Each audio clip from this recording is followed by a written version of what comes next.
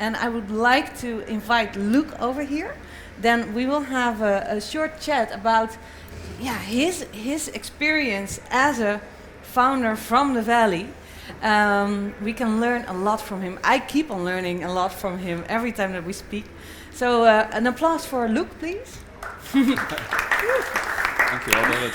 Of course. Well, I'm very happy to have you here because you're giving the entrepreneurial perspective on this roadmap and on what it's like to actually have that company in the US. But you started out a little bit different because you already was in the US. You were a student at Stanford, if I'm correct? Yep. And then you had that $1 million idea. Can you tell us a little bit about Nova Credit, your company, and how you started it?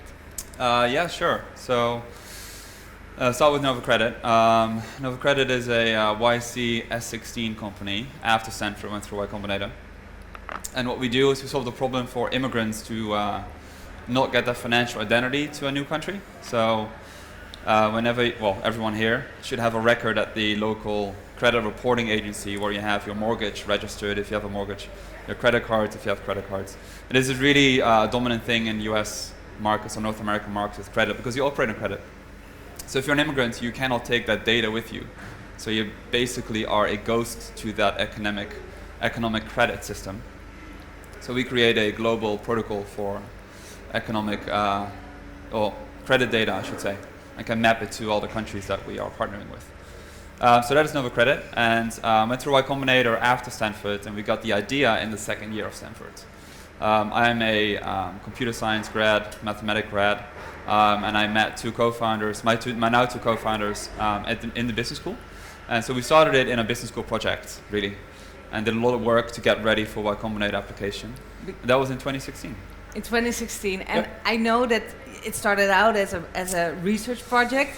You've worked on it for 6 months, but then pre-product, pre-revenue, you managed to raise $4 million.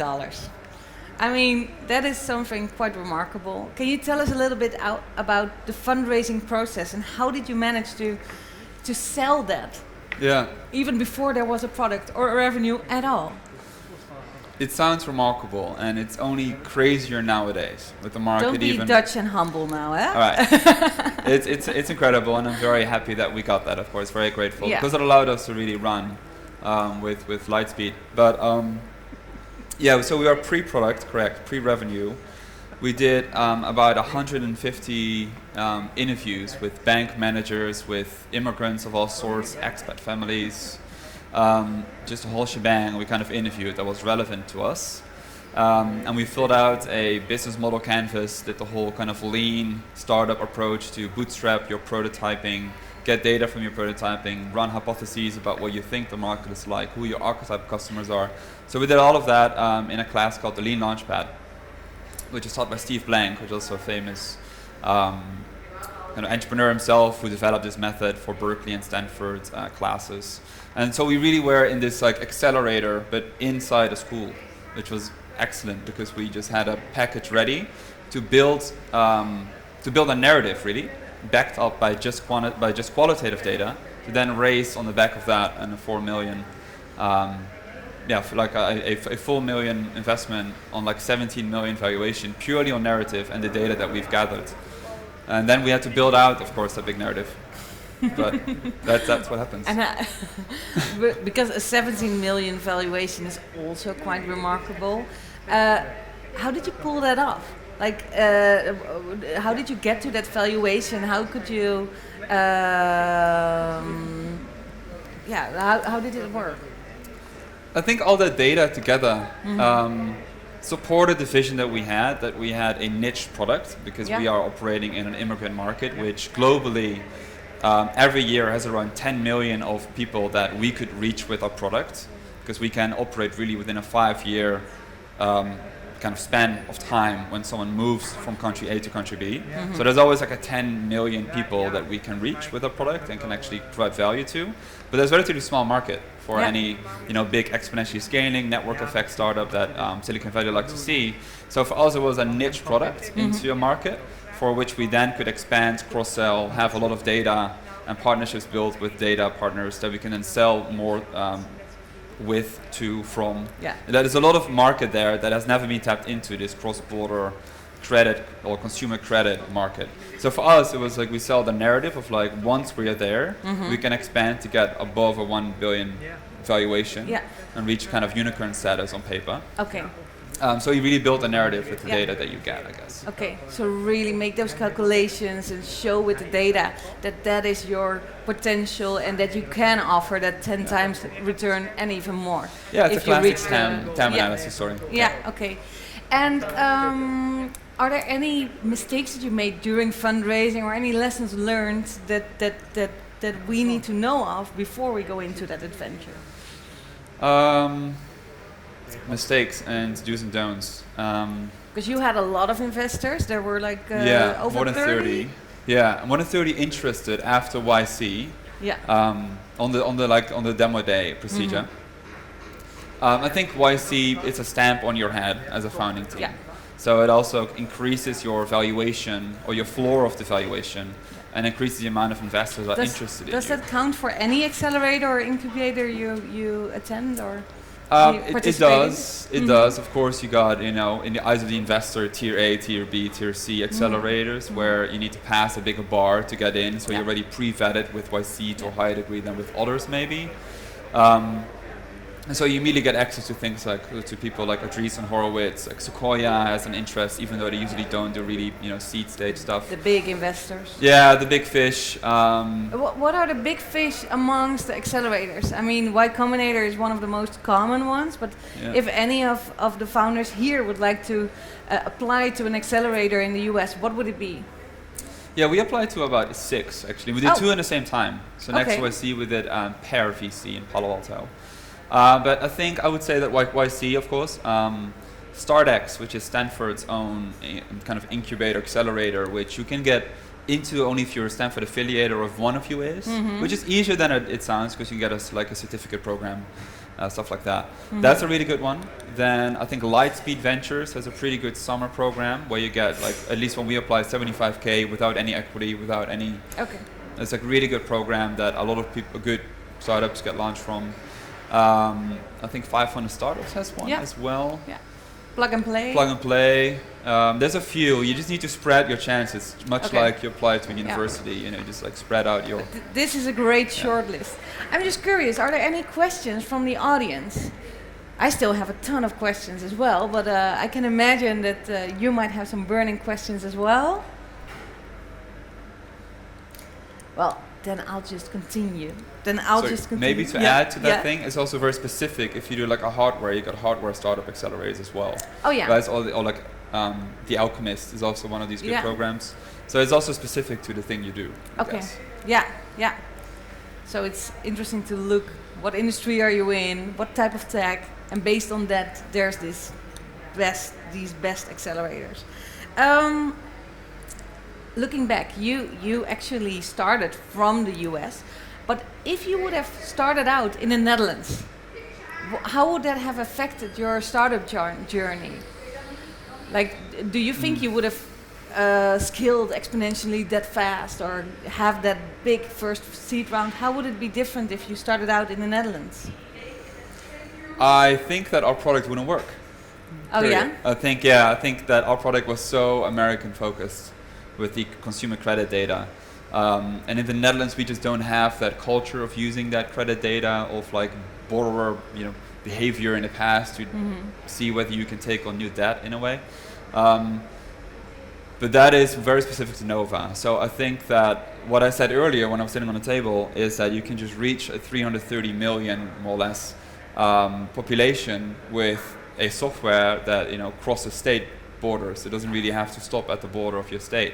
So it's very easy for us to prototype to reach immigrants from other states. Yeah. To say hey, where did you come from? Do you still need help? Can we transfer your data? Can we then see if we can work with a lender and get those lenders excited if we get a big pool? So we had a big pool to get a critical mass to say hey, we've got interested people who want to take on new credit cards and mortgages. Can you help them? American Express, for example. But then, because we had the critical mass, the US was very important to us. Yeah. And from a seed perspective, what we just mentioned, it's like we needed 4 million to really get into the hypotheses of like who do we sell to, and who are our data suppliers. Yeah. So. But I believe that you also experienced some culture differences between the Netherlands and the US. Correct. Being a bit more holding off of innovating and not being able to dream that big. Do you see any other culture differences? Yeah, I know what you're going at. We talked about this before. It is when I had a few meetings here at the credit reporting agency in the Netherlands. They just run at a different pace than in the US. So they do a lot of it still with paperwork, and a lot of your data there is stored inside big like cabinets. And they were in a big shift to make it more digital.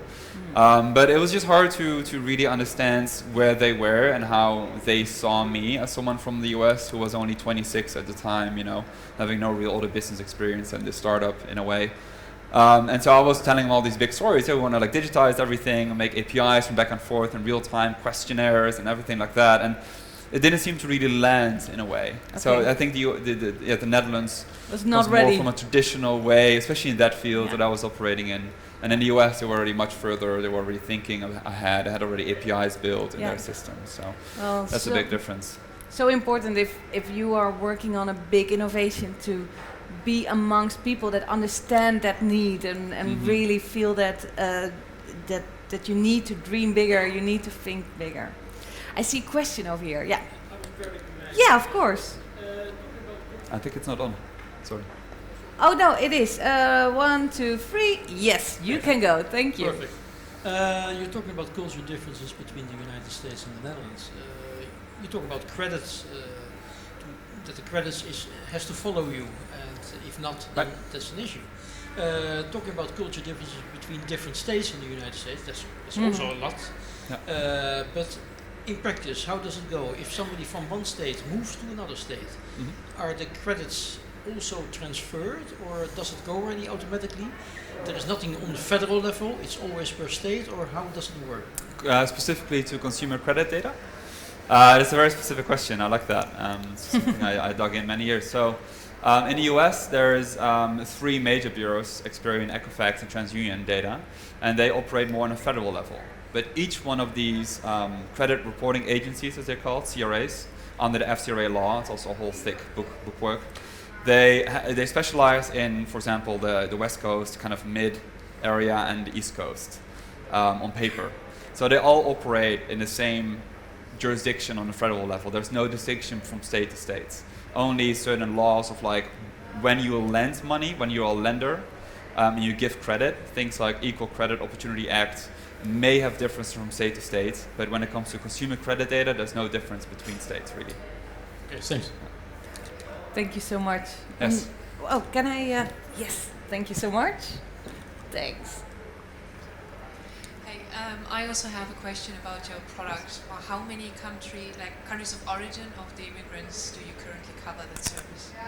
And which ones, if you can say that? Yeah, no, of course it's on our website too, so you can even go there. But I think today we may be approaching 16 countries. Of course, we have a prioritization list of how many can we help with one integration. The biggest markets for us are Mexico, because we sell mainly into the States, but we also do Canada, for example, and are expanding soon to other demand markets. So Mexico, Canada is a big one, UK is a big one, South Korea is a big one as well. So we got a few markets that are bigger than the other ones, and we have a whole long tail of like the countries that are less important, but that were easy to integrate and we could help pretty fast. Yeah, because I'm also curious about the efforts of integrating a new country, because you have to deal with a lot of legal issues, data security issues. Yep. Because you're dealing with very personal data of an individual person. And also you mentioned earlier, it's very much of a niche market because it's really small, 10,000 people. 10 million. Yeah, a 10 year. million, yes, 10 million, that's what I meant. How could you convince investors that this niche is actually small but super valuable? Yeah, that goes into, at least in how I experience building a startup, is it goes into how do you build a narrative for your seed round primarily, right? And then the Series A round is still you're still kind of in a sandbox. So you still have to make the narrative. And what I say about that, how I interpret it, is that you see it as like a stepping stone. Usually the first product that you build is not necessarily going to be your product that is going to unlock this $1 billion valuation, the user base, everything like that to reach that stage. At least it's very rare that it happens. So what is that first stepping stone to get a competitive product in a small space in that industry, such that then you got a critical mass, or you got like a network effect in our case of data suppliers that will give you an additional value compared to competitors that are already in the space. And then you can like reason, okay, well then we can upsell, cross-sell, maybe make a direct-to-consumer product, which Nova Credit has done. And you kind of build that into your narrative for your investors. So you say like, okay, this is a stepping stone into a market that is relatively untapped. And then more expands into this. So you already paint the picture about who would make There's still. And now there's a question, are you already painting a picture of these future ideas that might happen maybe, but you haven't really sketched them out for yourself yet? It's just, this is a stepping stone, and then a million things could happen, and one of them might be great. Yeah, because if you think about it from an investor, they want to get that 10x to 100x returns while taking a massive risk. So if you speak the narrative as if the investor wants to hear that, right? And of course you can back it up, you're not lying. You've done research and you know this is an opportunity. Then you need to paint a picture how the investor is going to, in reasonable amount of time, get to that valuation. And if you don't, then the investor needs to come up with, it's me who's being with the beard. Sorry, I wasn't clean shaven before I came in today. So if you leave that out of that whole narrative, then the investor has to do work for themselves to think, how can I get that? How can I see this? And that's not their job initially, right? So you just make it harder to raise money if you don't paint a rough picture. Thank you. In my opinion. And thank you for your questions. We had a lot of topics that we could discuss. We were talking about you choosing the location. We have talked about you navigating regulations. Any of the topics that we discussed previously that you really want to highlight right now? Because we have to choose. We cannot discuss everything. You have to continue with your program. Tricky. I think location is less important now than maybe 2016, because a lot of things have already evolved. Like New York is of course now a major hub for investors and fintech and anything. Back in 2016, it was not as big as San Francisco, so it changed a lot. I think maybe about regulatory things, because that's a big one in the States. So we are a fintech company operating in the United States under California law. We operate mainly, but are a C Corp Delaware, of course. And because we have incredibly private data in many countries, and we give out, or we store data when we can on US grounds, we have to fall under something called the FCRA, the Fair Credit Reporting Act, which is a very big book, very thick book. And we were in an innovation space that wasn't covered by the FCRA law, by the Act, by the Fair Credit Reporting Act. And also these other laws like the Dodd-Frank. There's a lot of these other laws in the US that you kind of get jumbled into. But for us, we had to build a case why what we did was backable by the existing law and by case law, to say we are doing the right thing and we're not discriminating against immigrants or against US citizens, because you can create this tendency like, oh, maybe you're like not catering for US citizens and therefore you are discriminating. So there's a lot of these things that Again, the narrative was super important. Very important. Yeah. Yeah, and so what we did is study the FCRA law. I mean, we had an internal general counsel that was very good and also already came from Credit Karma, which is a big You hired US a general counsel in your team to really dedicate it. That's one of the first hires, which is quite uncommon to do that as the first big hire, but we of course it was so important. Yeah.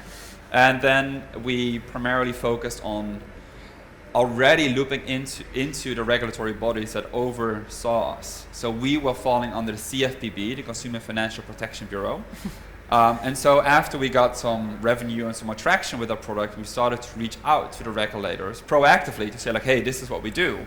Shall we talk? Come over. Like, hey, let's chat. And see if they actually like what we do, such that if we ever go and have $100 million ARR, all of a sudden that they don't come after us and say like, hey, this is actually no bueno, and we have to shut down or get a big fine, which is what actually happens if you look at some of these reports about startups. Keep your friends closer, close, but keep the regulators even closer. Definitely not enemies. Definitely regulators. Yeah, they're not enemies. They also want to be innovative, right? So.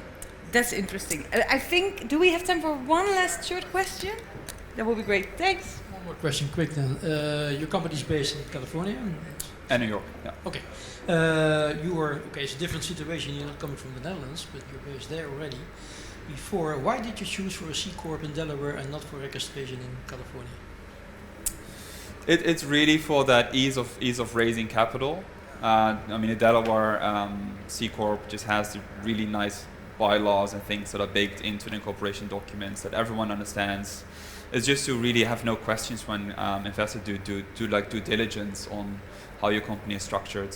Because you can incorporate there, but you can be operating in a different state, right? So we were operating from California, but we didn't have to be incorporated there because that's also higher taxes and a bit more difficult to structure everything.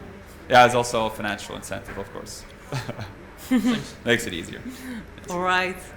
Any last words coming from you, Luke? Advice, last tips or tricks for startup founders expanding to the US? Yeah, maybe one thing that I actually only the last week got into when I was preparing a little bit more about what the latest ideation is about whether you should start a US entity when you already have a Dutch one, because I was never really into that because I started it in US, is that I've read a lot and talked to a lot of people about this, that if you have a really good startup that has a good way to sell your product in any market, the corporate wrapper around it, whether that's in the States or wherever that is kind of less important. If you reach a certain stage where people want to invest in your company, you can work it out later as well. So, of course, doing it with knowledge in advance, or if you know this is going to be better because X, Y, Z is good. But don't stress and have a delay of a year because you're waiting for your lawyers to figure out stuff. Yeah, speed is super important. Speed is important. Prototype, quick, just fail quickly fast. Pivot things. Fail fast. Don't worry about if the data is against you. Suck it up and move forward. And other than that, suck it up and move forward. We're going to end with that. No, thank you for having me. It was fun. It was great to see you here. I mean, we have been working together for 1.5 years and we have never met in person, and now in the Netherlands we meet in Rotterdam. So thank you very much for coming. Thank you all for attending, for your questions. We really appreciate it. Anushka, thank you for having us as well. Yes, of course. Thank you for a round of applause, of course. We're so happy that also Hans, Luke, Dorit, for joining us today, for all the good insights. And how can people find more information about ScaleNL.com, ScaleNL.com, HollandInTheValley.com, Dorit Roest on LinkedIn. Slide into the DMs. Great. Right. Thank you so much. And I hope to see you again on a Thursday gathering. And I think we shall, organize again a similar session to this in the future, because I think this is really, so much valuable information. Thank you again for joining us, and I hope to see you again. Thank you.